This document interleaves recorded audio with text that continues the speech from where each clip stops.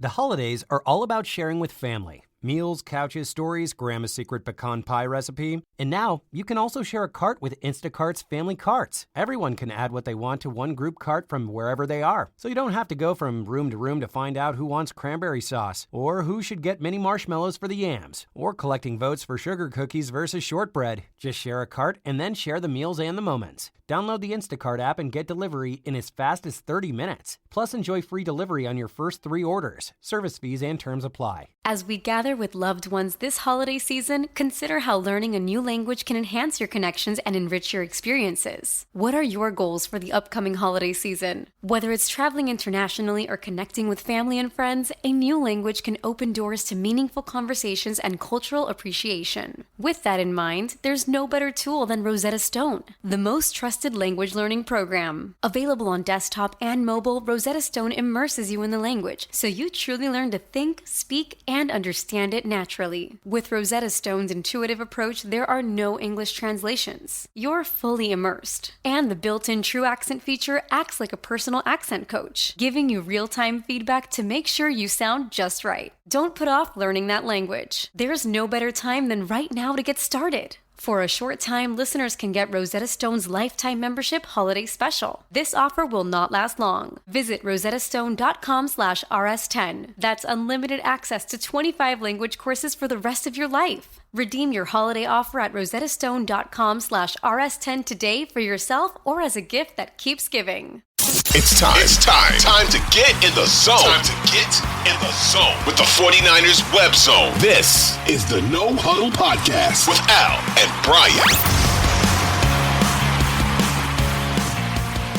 49ers Web Zone No Huddle Podcast. We're part of the Odyssey Network. I'm Al Sacco with Brian Renick. And the 49ers are back? Maybe? I don't know. At least for 1 week they were. It was a fun game, finally. I got to watch the Niners ass-whipping on somebody. And Brian, I wrote down in my notes after the first drive and after D. Winters actually made a nice special teams tackle, I wrote, good day, ? Kind of thinking, all right, the other shoe is going to drop. Things just haven't been going very well. But it was just all Niners all day. And with guys that you didn't really even expect. Yeah. Isaac Orendo making tons of plays. Mm-hmm. And Jauan Jennings, who I have to apologize to Jauan Jennings, or if anybody even noticed that I said this, I put out a tweet where it was like part of the Niners offense. Like Jauan Jennings is a great piece to have on the offense, but he's not a guy that the offense should flow through. I might've been really wrong on that. Maybe he is a dude the offense can flow through and somebody the Niners are going to be able to count on for the next, I know there's one more year left on his deal, but you extend him again and maybe somebody the Niners that can really count on in this next window. Yeah. You know, I understand what you're saying when you say that, it's, you had to apologize or whatever, but I don't necessarily disagree with you when it comes to saying that the offense can't flow through Jauan Jennings, mainly because again, he's not a game breaker. He's not, I don't want to say he's not a playmaker because he is, he makes plays. But again, he doesn't have blazing speed. He's not gonna rip off a bunch of touchdowns or whatever. But what he is a very nice complementary piece that if those bigger pieces go away, he can step in and fill that, moving forward, right? And we're going to talk about kind of what the future looks like, and wide receiver is going to be one of those positions.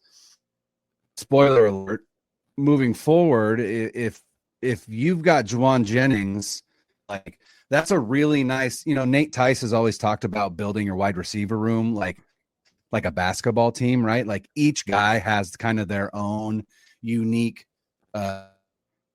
contribution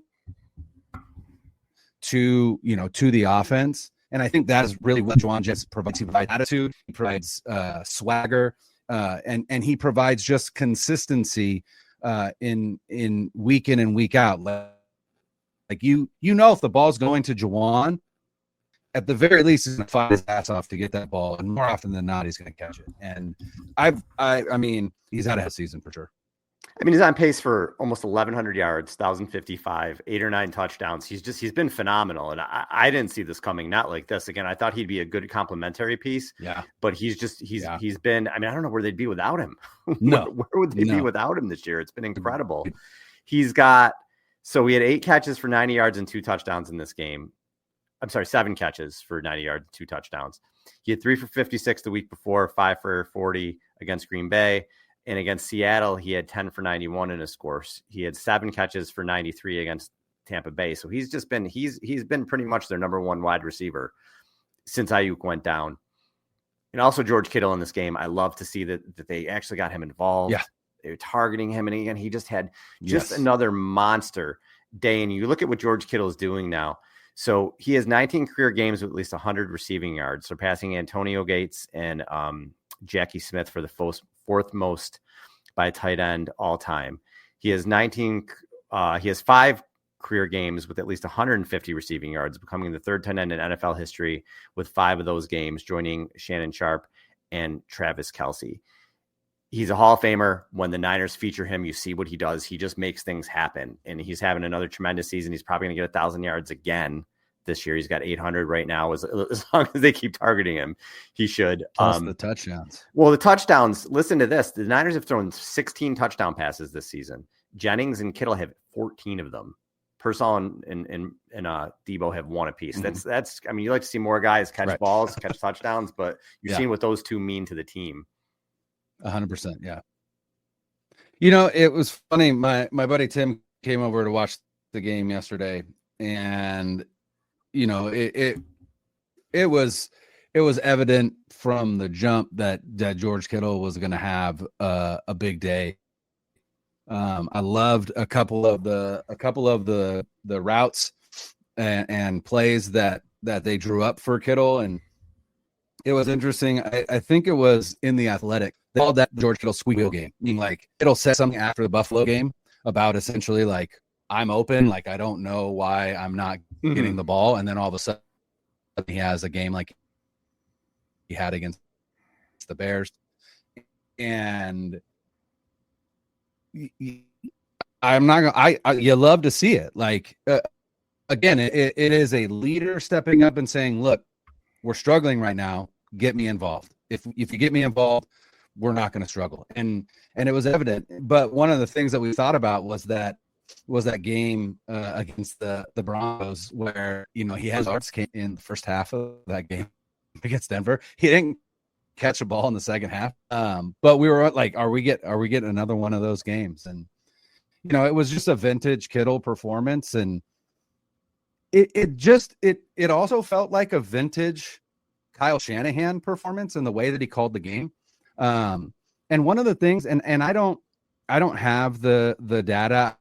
I honestly don't know where to find it. And also I don't know if I have, like, you might need, like, to me, one of the biggest differences I noticed in this game plan was a lot more Brock Purdy under center and a good amount more of play action than we've seen in a good amount of time for this offense. And you saw what happened. And it felt like it was like, where was this earlier in the season? It just felt like I said, it just felt like more of a vintage performance. And I don't know if it was just the looks the Bears were giving. You know, they did play a pretty zone heavy game plan, which, you know, it plays to Brock Purdy's strengths. He's elite against zone coverage. He struggles a little bit against man, but I also think that's because the 49ers in general struggle against man. Their wide receivers struggle to get separation against man.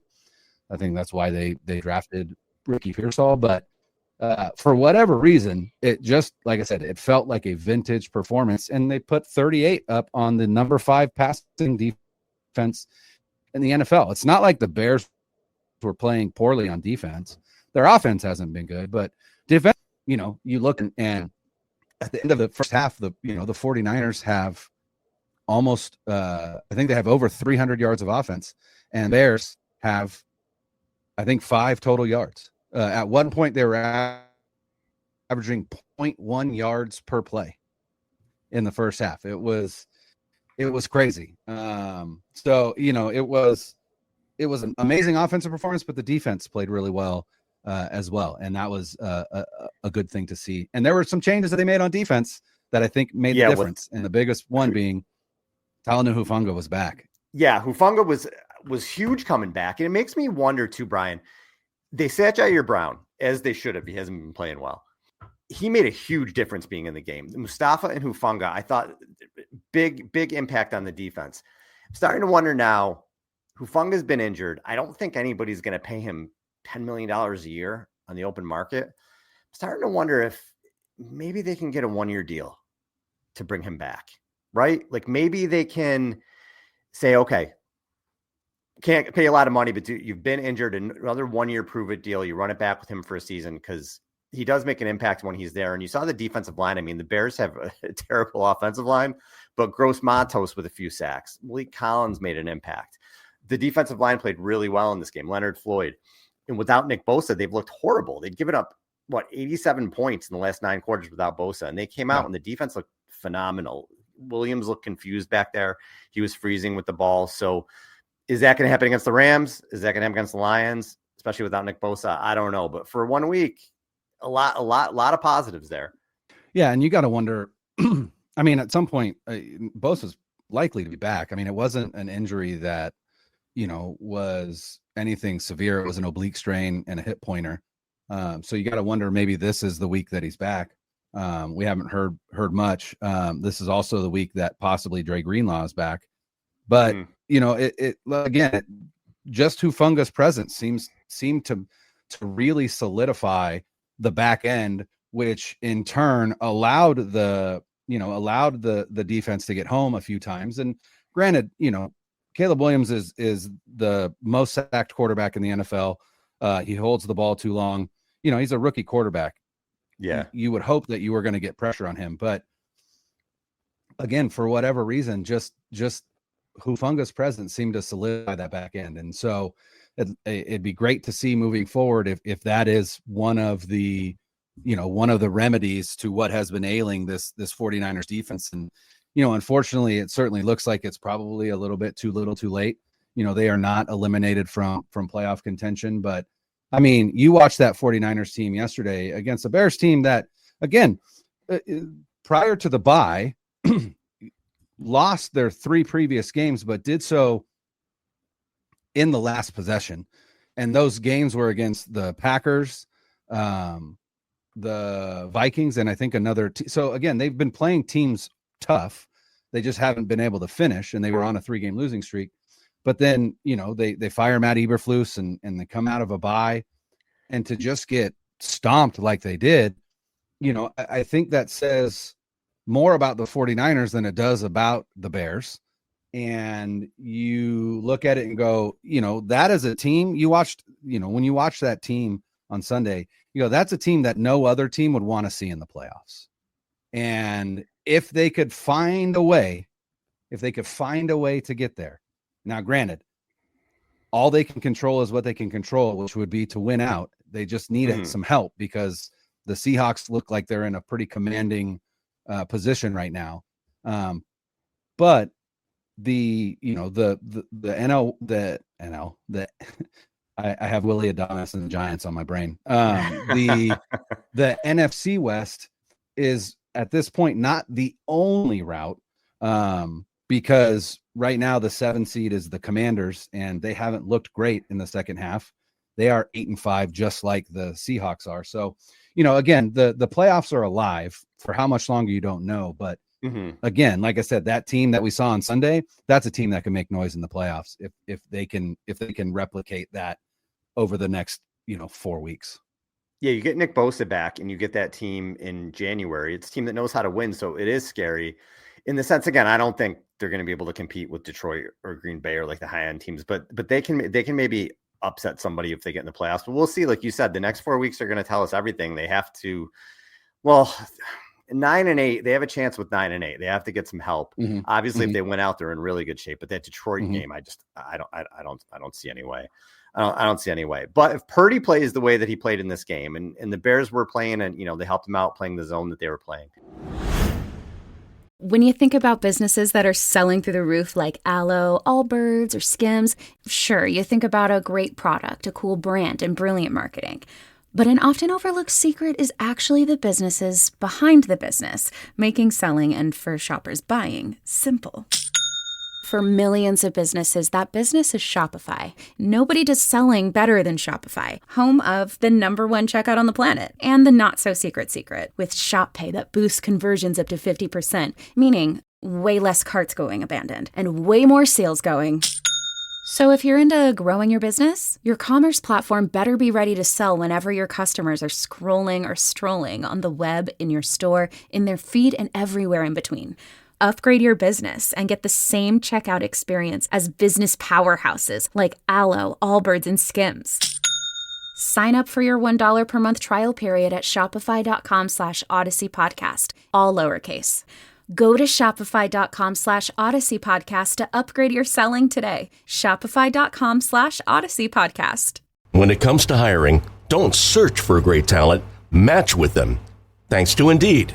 Indeed is your matching and hiring platform with over 350 million global monthly visitors, according to Indeed data, and a matching engine that helps you find qualified candidates fast. And Indeed doesn't just help you hire faster. 93% of employers agree Indeed delivers the highest quality matches compared to other job sites, according to a recent Indeed survey, leveraging over 140 million qualifications and preferences every day. Indeed's matching engine is constantly learning from your preferences, so the more you use Indeed, the better it gets. Join more than 3.5 million businesses worldwide that use Indeed to hire great talent fast. Just go to Indeed.com/listen right now. And listeners of this show will get a $75 sponsored job credit to get your jobs more visibility. Go to Indeed.com/listen and tell them you heard about them from this podcast. Terms and conditions apply. Today's podcast is sponsored by MIDI Health. At any given time, 61% of adult women say they want to lose weight. But for many, that's easier said than done. If you've had trouble losing weight, don't lose hope. MIDI Health uses a deep understanding of women's hormones and a combination of weight loss medications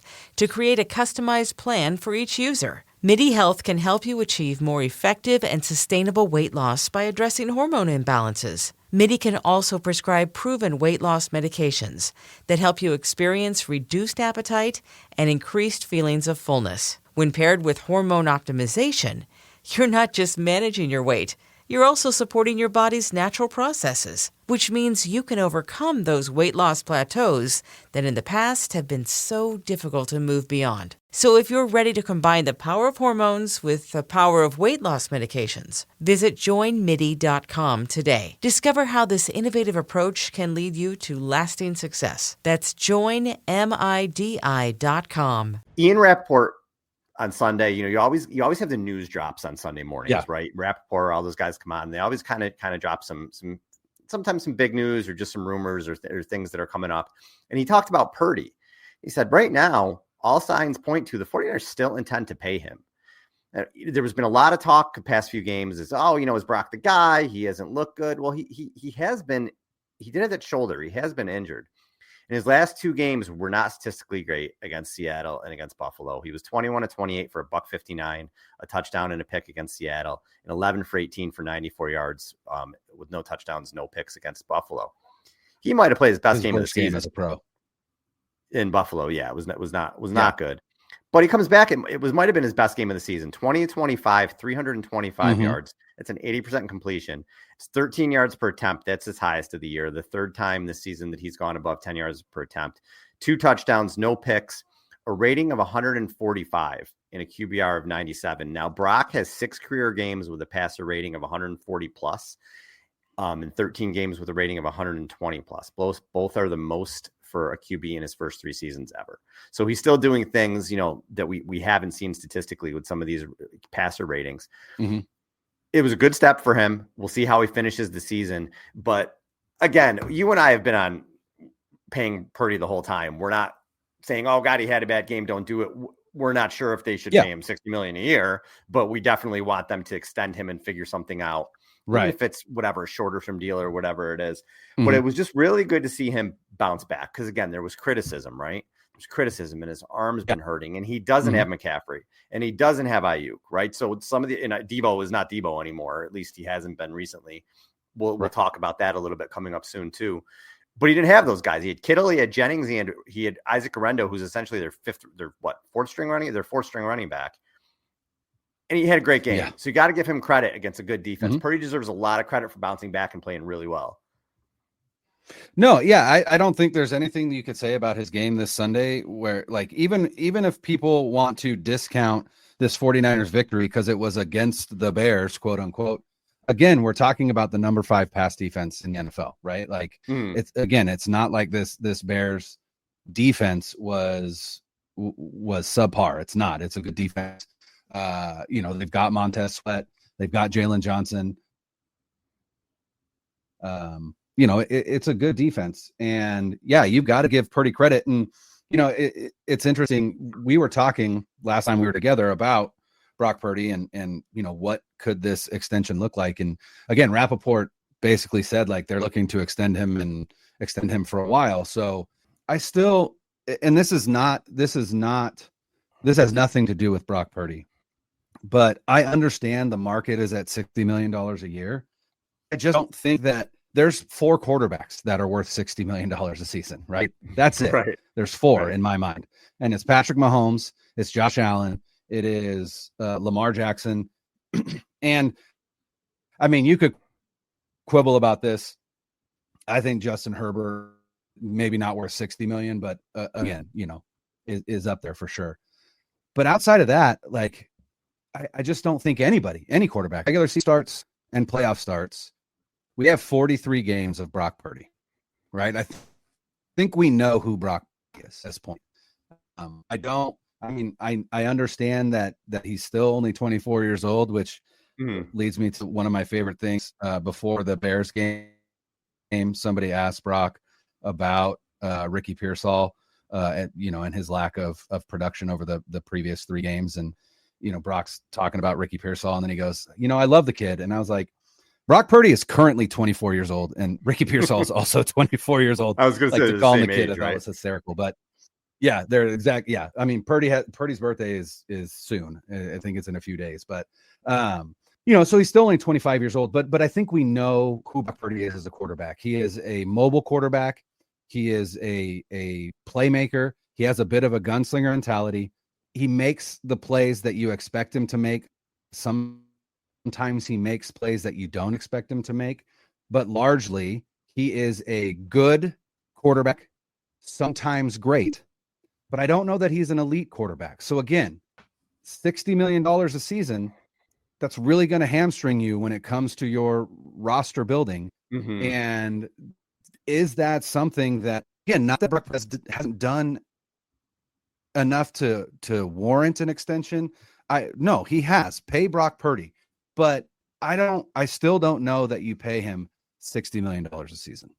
It's fascinating to me how they're going to handle this in the offseason, because they do have the huge contracts, Bosa and Trent Williams and Ayuk, and they just signed Lenore. So it really is fascinating to me how they're going to structure it and how they're going to handle it. It sounds like they're going to extend him, and barring a disaster over the next 4 weeks, it sounds like it's going to happen. So the way that they do it is going to be crazy to see. And the Niners don't give players contracts that hurt the team. They generally find a way for it to be team friendly or figure it out or whatever. So we'll see what they do, but holiday magic is in the air, and DSW's got all the shoes to make your season extra merry. Believe you've got parties to attend and lists to check twice, so DSW is taking care of the details, like gifts to make their eyes all aglow, styles that bring joy to your world, brands everyone wants, like UGG, Nike, Birkenstock, and more, and deals to make your budget bright. Find the perfect shoes for you and yours at a DSW store near you or dsw.com.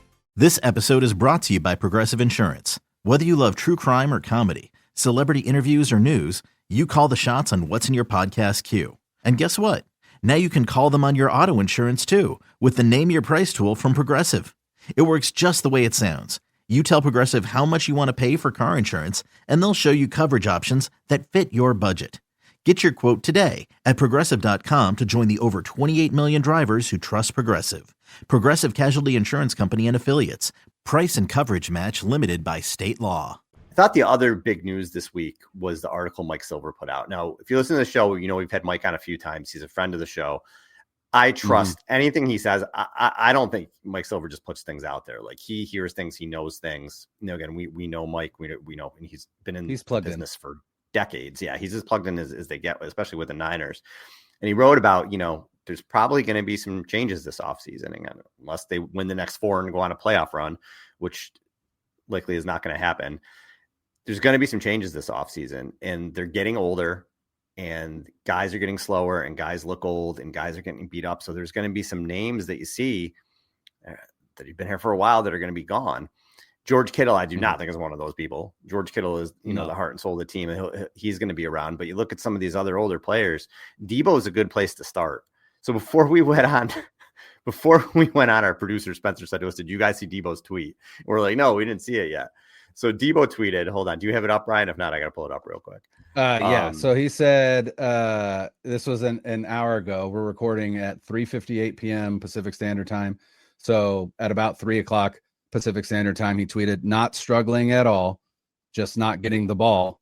And then followed that up with, "Just because I voice my opinions mean I'm hating on any of my teammates. Be for real." So again, the big one is not struggling at all, just not getting the ball. And so I don't know. I disagree with that. How about you? Well, he certainly hasn't made an impact with the touches that he's gotten. And Deebo, last four games. Hold on, let me pull this up here because I have this right here too. He hasn't gotten as many touches as he did earlier in the season. He's completely right about that. And I'll pull his touches up here in a second. But in the last 4 games, what he has done, he has 11 catches for 85 yards and 6 carries for 12 yards in the last 4 games. I know he's had a couple good kick returns, but anytime he's gotten the ball, it just has not much positive is happening. He's getting a few yards. He's had some big drops as well. Look at the Green Bay game where the Niners might have kind of been able to get back into it, and the ball goes through his hands, turns out to be an interception. He hasn't looked like himself. So if you look at his targets this season, beginning of the year, starting with the Jets game and just going week 1 on, he had 9, 10, 5, 3, 5. And he was injured. And then he had 7, 6, 7. Well, let's say 7, 6. Okay. And then in the last 4 games, for what we're talking about with his slump, he's had 7 targets, 4 targets, 5 targets, and 3 for those 11 catches for 85 yards. He's had 6 carries in that time for the 12 yards. He had 1 carry for -1 yards against the Seahawks, and he had 5 carries for 13 yards against the Bears. And just did nothing with those carries.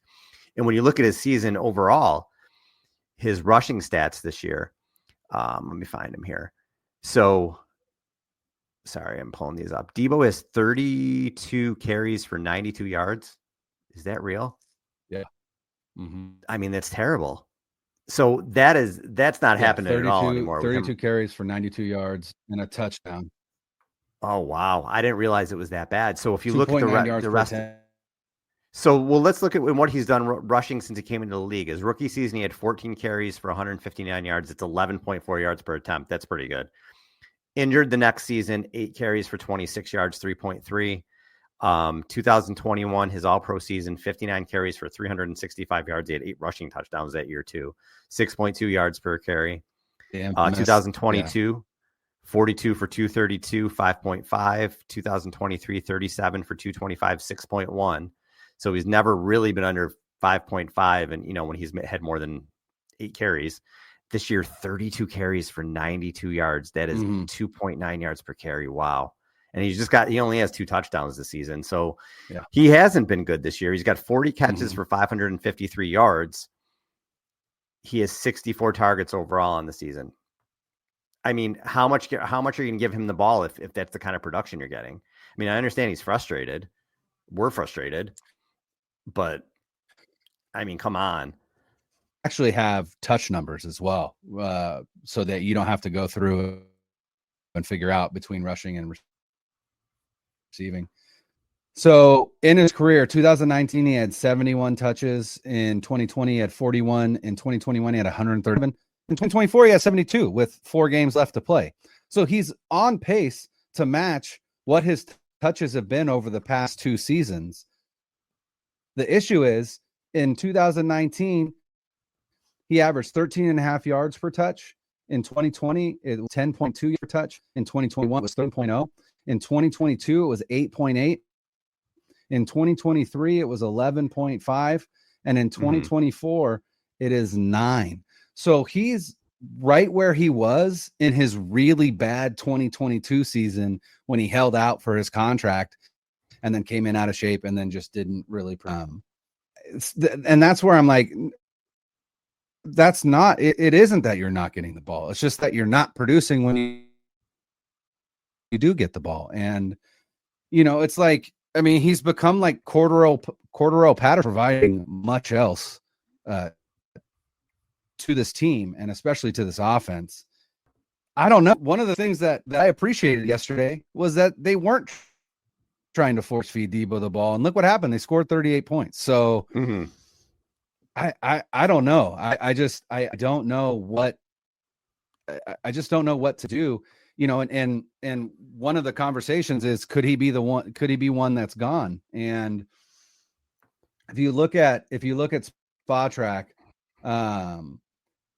if the 49ers were to cut Deebo or trade Deebo, burn first, they would incur a dead cap in 2025 of $31.5 million, which would cost them $3.2 million against the cap.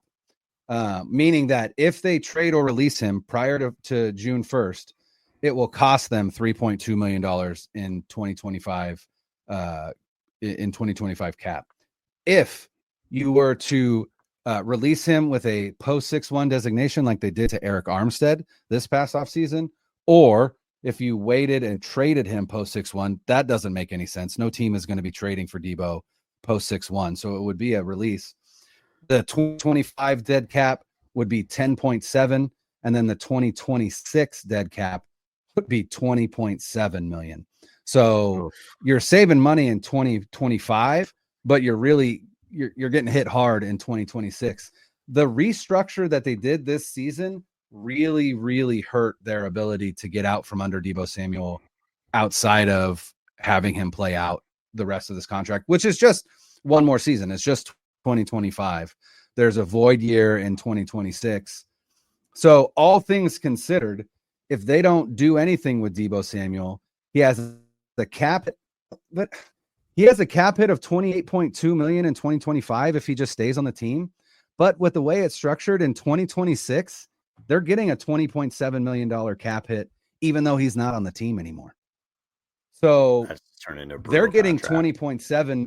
They're getting that 20.7 million hit in 2026, regardless of what happens. So business-wise, the best move is a post 6-1 designation release, because that would give them, it would give them cap room in 2025. It just, they really hurt themselves with that restructure. It really, really, really hurt them.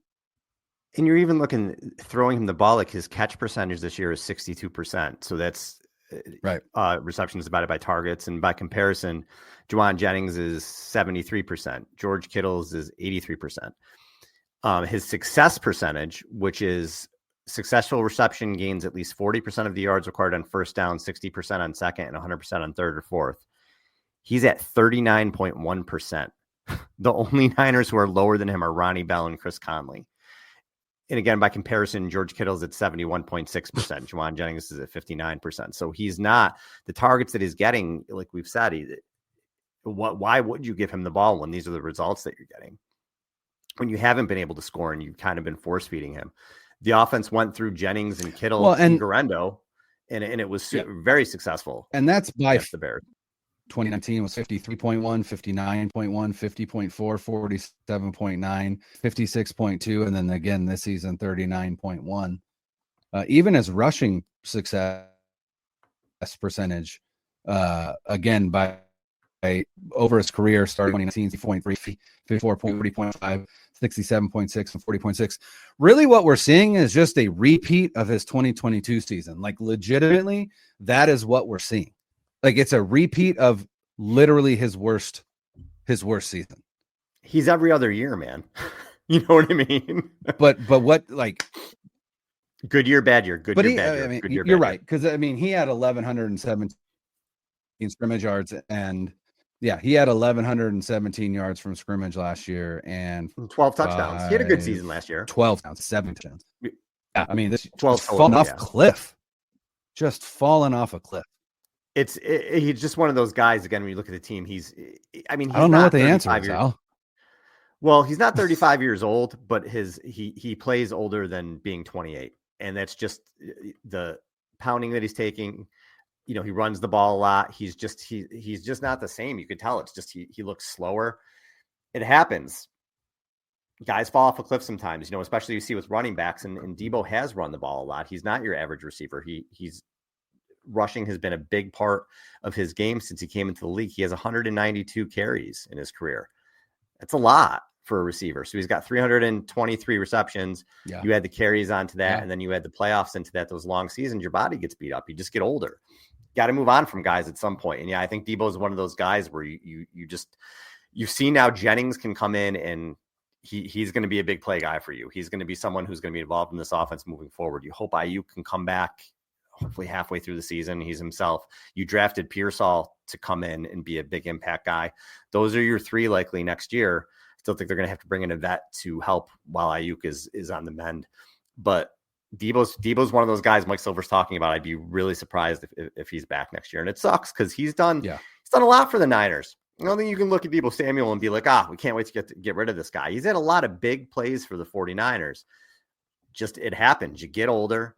It sounds like he's frustrated.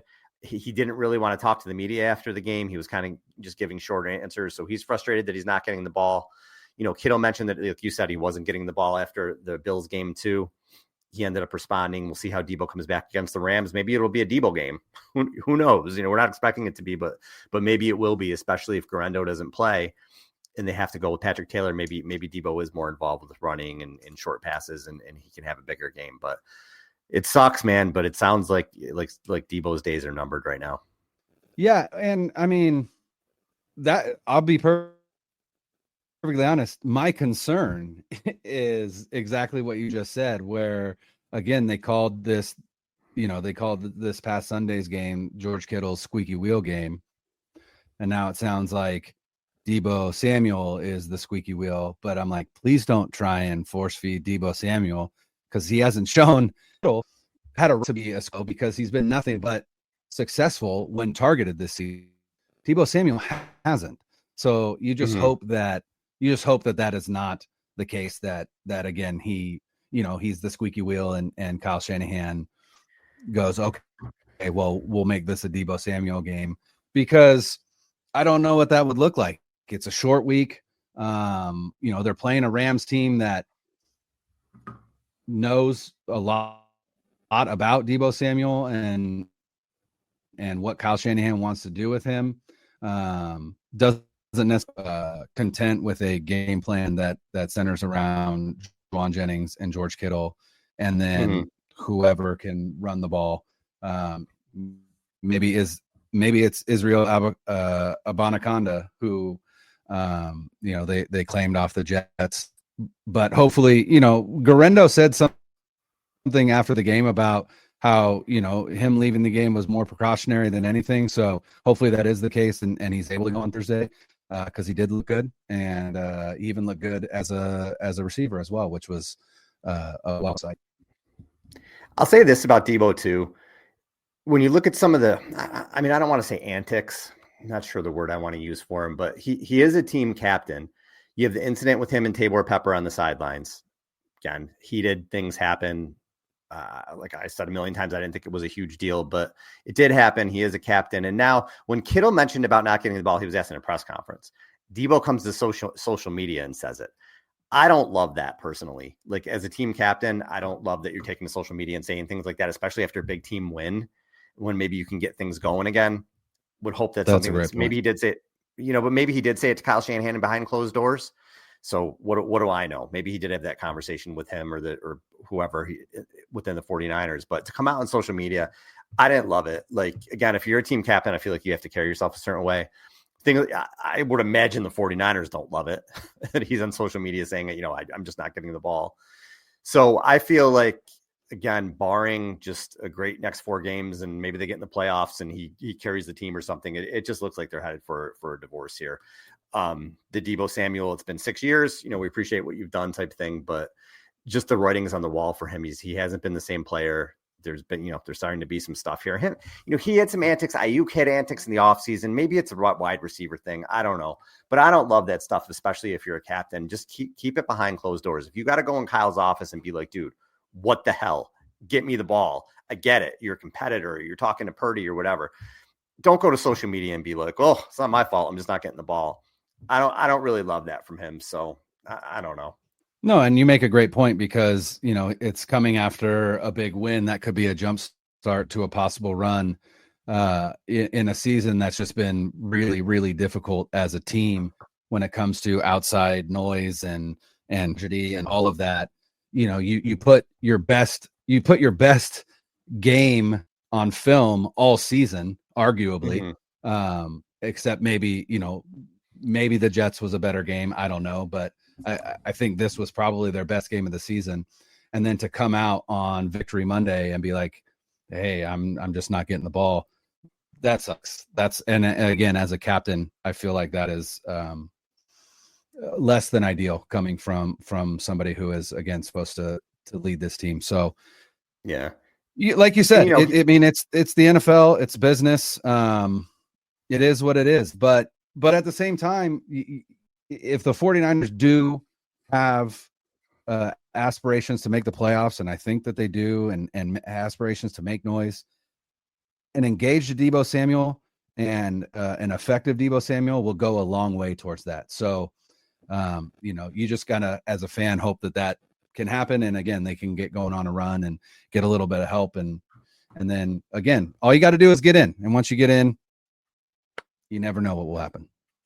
Yeah, and he's a human being. He's clearly on social media a lot. So he sees the stats. He sees people like me and you and all these other content creators and media people and whatever else saying, oh, Deebo the last 4 games, he hasn't been good. Deebo, he looks like he's losing it. So you get frustrated. Like, I get that. But at the same point, as a captain, if you got to go and yell at your coach for a while behind closed doors, it's one thing. But stay off social media, man. They should not let players in social media during the season or something. I can only imagine could you imagine like going on social media after we do our show and it's like people are like, oh, well, Sacco and Brian suck. That show sucked. Did you hear that? It sucked. We would be like, fuck you too. You know what I mean? Yeah, so like for sure. So, you get it, but it comes with the territory. You're getting paid a lot of money. You're a professional athlete. It's what happens. Maybe it's not fair. Maybe it's whatever, but criticism is part of the game. And I guess you just got to handle it a little better, but we'll see. Anyway, it's a huge game this week against the Rams, Brian, coming up, and we'll see what this team can do. If they win Thursday, and I think they will. I think they're going to win. I think they're going to beat the Rams. I think they're going to beat the Dolphins. And I think they're going to beat the Cardinals. Detroit's going to kick their ass. That's my prediction for the rest of the season. But is 9-8 going to get them in? I don't know. But not getting in, they did to themselves. So it's not one of those things where I'm going to say, oh, God, they won 5 of their last 6. I can't believe they didn't make the playoffs. They did this to themselves. So if they don't get in, it's on them. But I feel like there's going to be some positive vibes the last month of the season. They're going to look better. But the end result is still not going to be what we want it to be. Yeah, agreed. But we also don't know what that Detroit game is going to look like. Whether they have to win that game or not, based on their desire to be the number 1 seed. Obviously, they are still only 1 game ahead of the Vikings, who just continue to win. And then when it comes to the NFC, yeah, oh, that's true, and Philly. But when it comes to the NFC West, the one thing that you look at and kind of cross your fingers is that Seattle does play Green Bay this Sunday, and then they also play the Vikings in back-to-back games. Both of those are home games, which is nice for them, but those are 2 teams that I think are better than the Seahawks. If they lose both those games, that's great for the 49ers. Again, it's a long shot, but it is still there for them. But ultimately, it's not going to happen unless they essentially win out. And so again, it started with the Bears. They got a resounding victory. Now it's on to the Rams on a Thursday night at home. The Rams coming off a big victory against the team that just the mud hole in Buffalo. But the one thing that you saw in that game was the Rams weren't able to play really any defense. And neither were the Bills. So brutal. I think there is a definite possibility or path to victory against these Rams. But again, it has to start with what we saw on Sunday. They have to they have to do it again, right? We've seen it a couple times, but they've never followed up this season. So if they can have back-to-back performances, then I think we're cooking with gas a little bit, and it could be a fun end of the season. In that game, if you watched it or didn't watch it, the Bills had the ball, so they're down by 9. They had the ball on the 1 yard line. They had 3 timeouts left. Stupid decision. One of the dumbest coaching decisions I've ever seen. It's Sean McDermott at the end of the game, so I'm not surprised he did something stupid.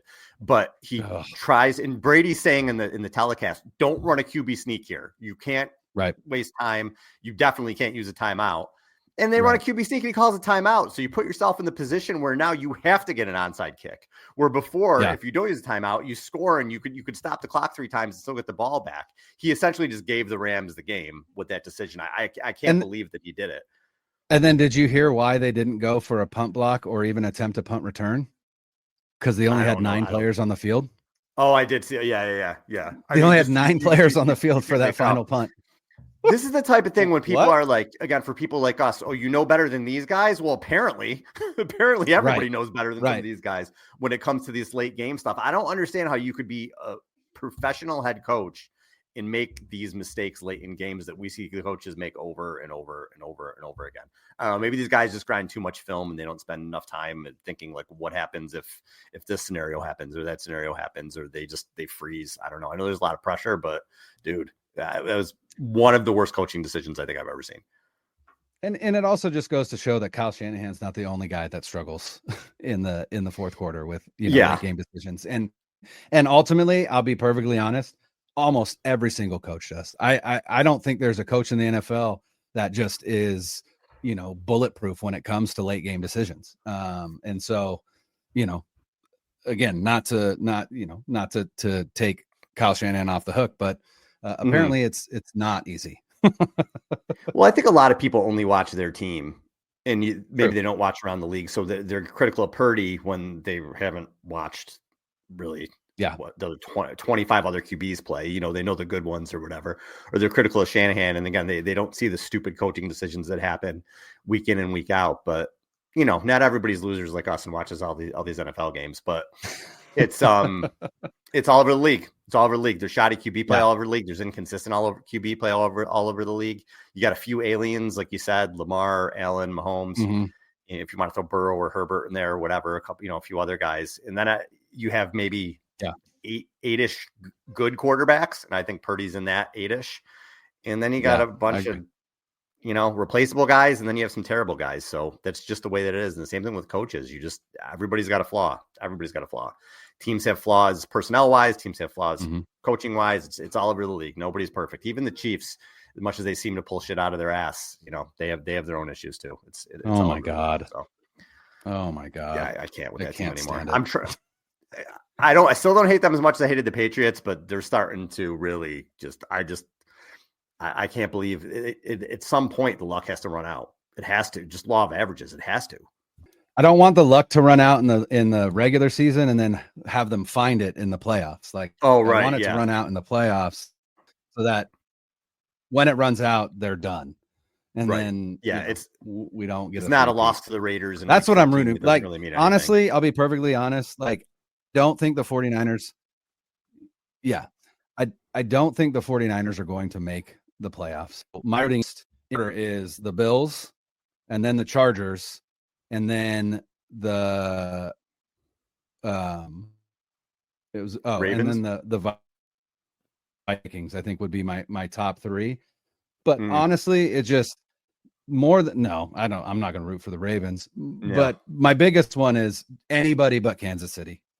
I'll root for anybody against Kansas City. I don't care who it is. Yeah, it's hard not to root for Detroit, just because Detroit's never been there, and the Bills obviously they're my Gumar. But yeah, I think if it's not the Niners, I think I'd really like to see. Yeah, Lions and Bills Super Bowl would be pretty cool. Yeah, I think if it's not the Niners, that's what I want to see too. But we'll see. Anybody but the Chiefs this year for sure. So all right, we got to get out of here. Thanks everybody for listening. Subscribe, like the show. For Brian, I'm Al. Niners on 3. 1, 2, 3.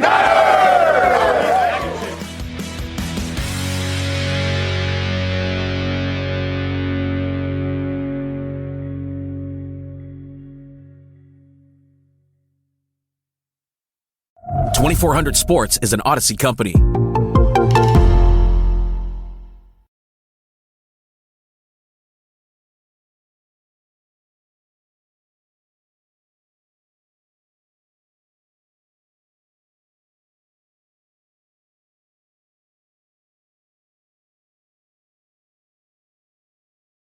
What's better than watching your team win? Winning money while you do it. I'm Jim Costa, and on Cash the Ticket, Mike Valenti and I give you the edge to make every game playable. College football, NFL, we're breaking it all down game by game. Your podcast feed is going to be filled, and you're going to love it. You can click on the games you care about. We do it all. With our analysis, we're finding games that other people aren't talking about. We're turning every Saturday and every Sunday into days where you got a chance to win. Don't just sit on the sidelines. Cash the Ticket with us. Follow Cash the Ticket in the free Odyssey app or wherever you get your podcasts.